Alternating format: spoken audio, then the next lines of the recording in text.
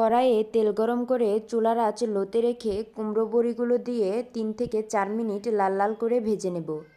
খুব বেশি কড়া করে ভাজা যাবে না, তাহলে গন্ধ আসতে পারে। এভাবে উল্টে পাল্টে ভেজে নিতে হবে। এই তো ভাজা হয়ে গেছে, এবার আলাদা পাত্রে তুলে নেব।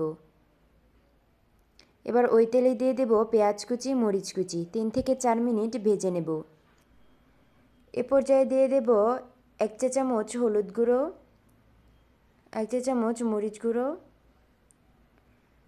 হাফ চা চামচ ধনিয়া গুঁড়ো, হাফ টেবিল চামচ রসুন বাটা, হাফ টেবিল চামচ আদা বাটা, হাফ টেবিল চামচ জিরে বাটা।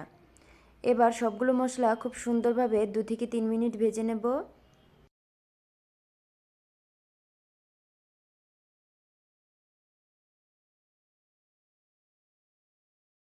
দিয়ে দেব স্বাদমতো লবণ, আর দিয়ে দেব পরিষ্কার করে ধুয়ে রাখা সবজি।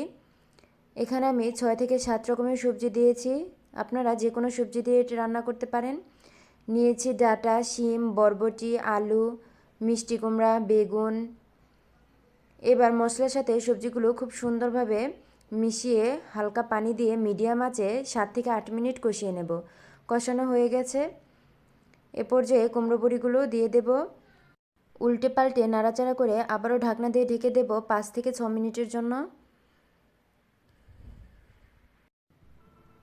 কষানো হয়ে গেছে, এবার পর্যাপ্ত পানি দিয়ে মিডিয়াম আঁচে 20 মিনিটের মতো রান্না করে নেব। ঝোলটা যখন প্রায় শুকিয়ে আসবে সে পর্যায়ে একটি টমেটো দিয়ে আরও 5 মিনিট রান্না করে নেব। এই তো তৈরি হয়ে গেল মজাদার কুমড়ো বড়ি দিয়ে সবজি। এটি দেখতে যেমন লোভনীয়, খেতেও অনেক মজার হয়।